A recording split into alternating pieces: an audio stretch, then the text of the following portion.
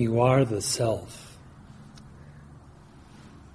And to steadily abide in self-knowledge, or self-realization as we call it, you have only to abandon the misidentification with the falsely assumed existence as an ego entity.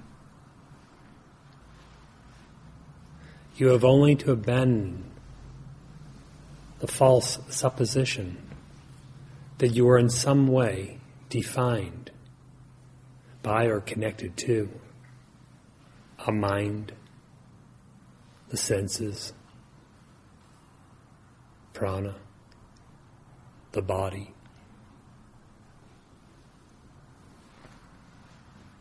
Such misidentification alone gives the false appearance of being bound, and consequently is the seed for any kind of suffering.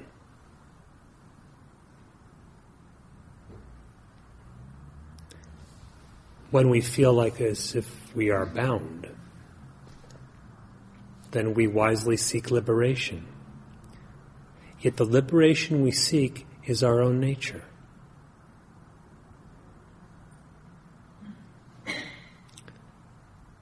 It is not true that the self, which is Brahman, is one kind of self, and you yourself are another kind of self.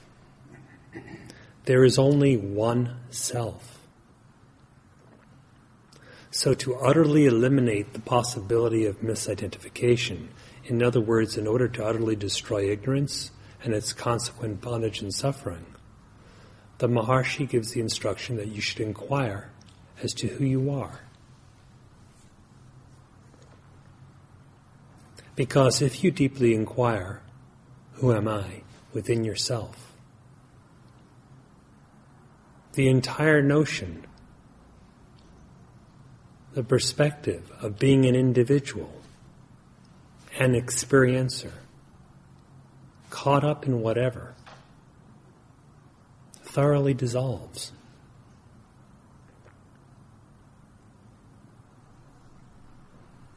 Hearing the truth about the self, if you approach it as if it were the self, and yourself as another, you have to find out then what the nature of this yourself is.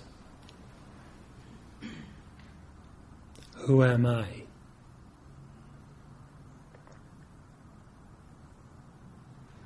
You will find that your nature is only pure existence, pure consciousness, which is also pure bliss.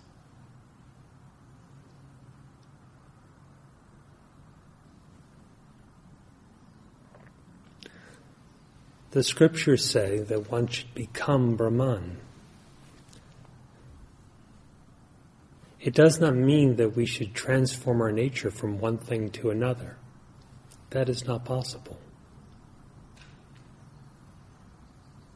All that is meant is the abandonment of misidentification.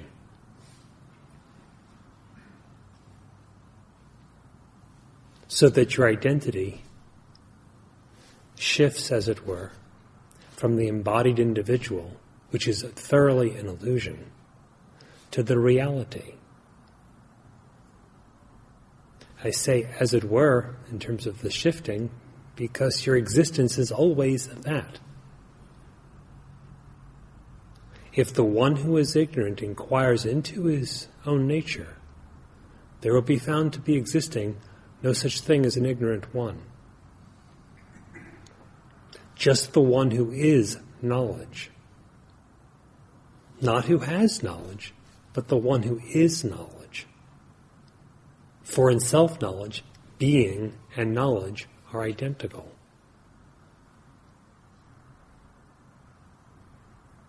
It is not possible to know the self as this. Who would be knowing what?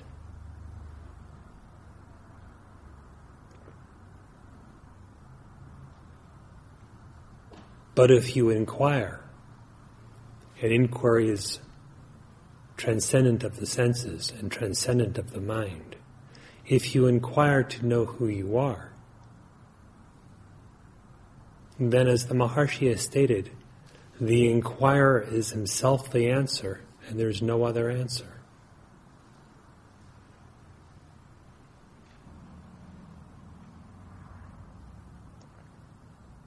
Wise sages say that we should wake up from the stream of samsara. It is right advice, it is holy advice. But who is it that dreams in samsara? Dreams of the samsara, and then dreams that he is in the samsara. And who are you?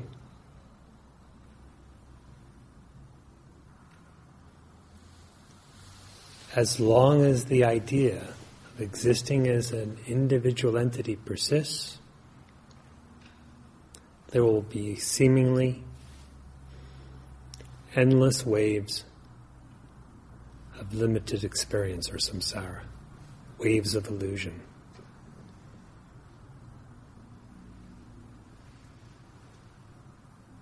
If you know yourself as you truly are, the illusion has not yet started, nor will it.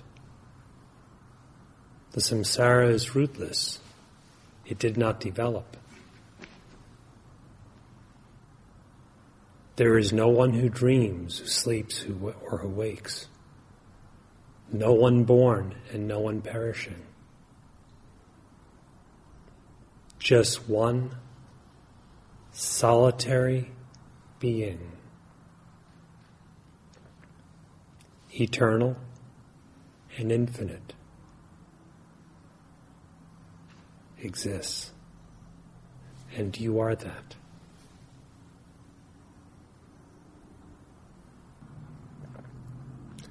Therefore, realize the bliss by being utterly detached, knowing the real abiding place of bliss as yourself.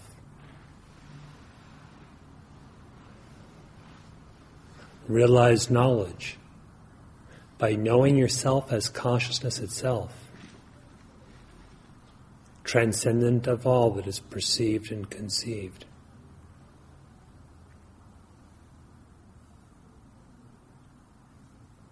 Realize being